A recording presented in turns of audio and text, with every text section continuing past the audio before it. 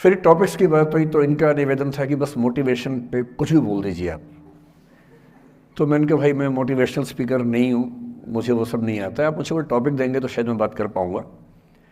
तो फिर इन्होंने कुछ टॉपिक्स भेजे 4-5 कि आप इनमें से कोई भी एक चुन लीजिए।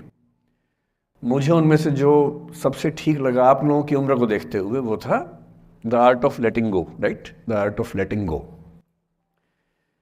लेटिंग गो आपकी पीढ़ी का बड़ा प्रसिद्ध शब्द है, हमारी पीढ़ी में तो वो नहीं होता था।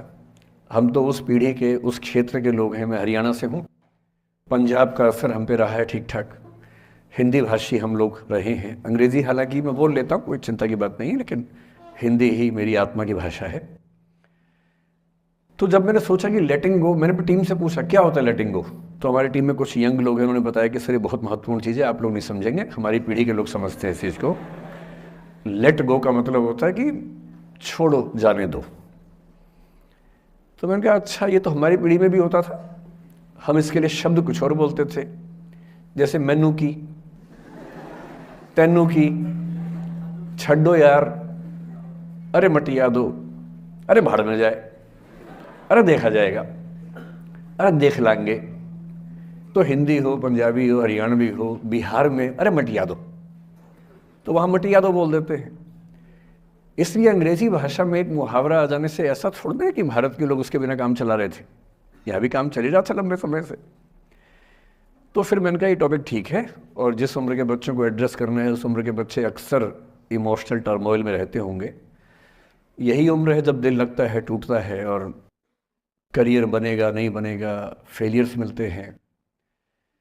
तो जिस उम्र में इमोशन सबसे ज़्यादा उठापटक करते हैं, उछल कूद मचाते हैं, एंग्जाइटी, डिप्रेशन, ये सब होता है, उस उम्र के बच्चों से बात करने के लिए सबसे मौजूद टॉपिक मुझे यही लगा, सबसे अच्छा टॉपिक यही लगा कि हम इसी पर बात करते हैं।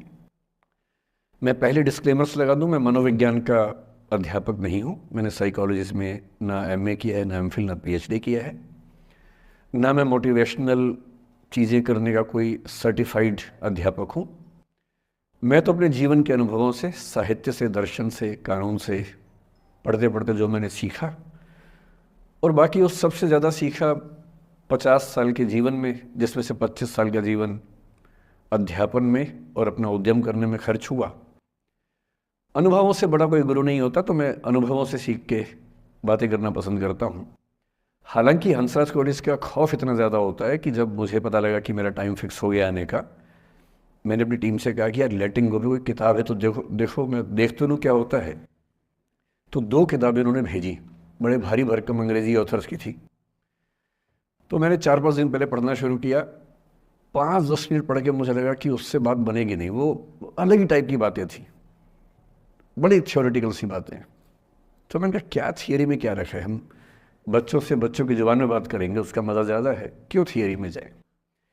तो मैं जो कुछ भी अगले 1-आध घंटे में, मतलब 1 घंटा की, आधा घंटा की, 1.5 घंटा, वो मैं आपके चेहरे से अंदाज़ा लगा लूँगा। आप केवल चेहरे पे भाव ऐसे ले आइएगा कितना आप सुनना चाह रहे हैं। मैं तो अभ्यस्त हूँ, मैं 8 घंटे बिना ब्रेक के पढ़ाता हूँ जनरली, तो मैं तो अभ्यस्त हूँ सुबह से रात तक पढ़ाने के लिए। आप अपना देख लीजिए कितना आप सुनने की हालत में है, और ऐसा ना हो कि मैं अपनी स्पीच सुनने के लिए मोटिवेट करूँगा आपको, वो मैं नहीं करूँगा, है ना।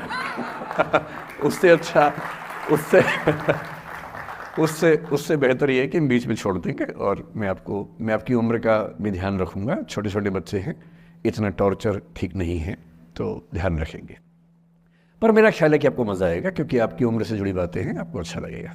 मैं सबसे पहले 2 शब्दों में अंतर स्पष्ट करना चाहता हूँ। एक शब्द है गिव अप करना, एक है लेट गो करना।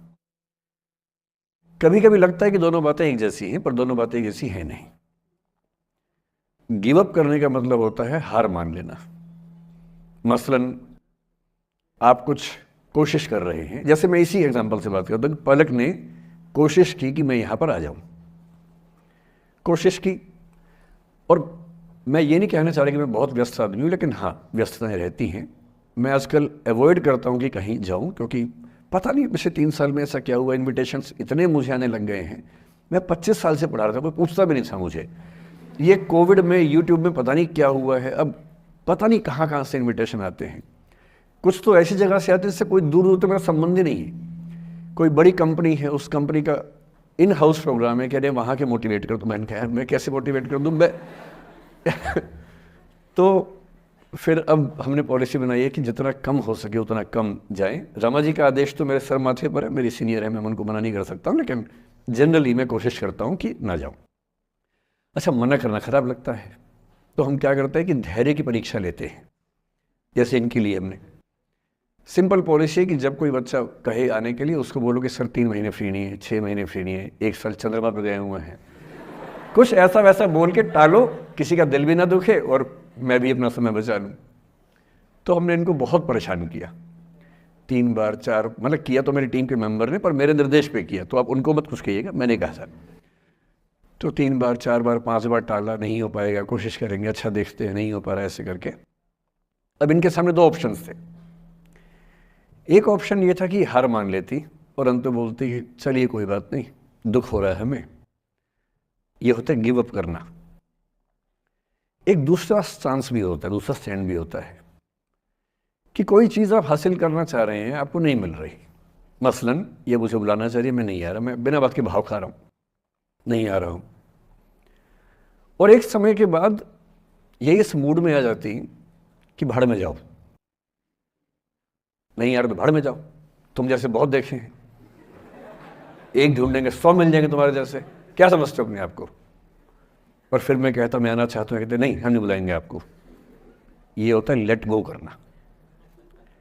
क्यों किसी को इतना भाव देना है भाई?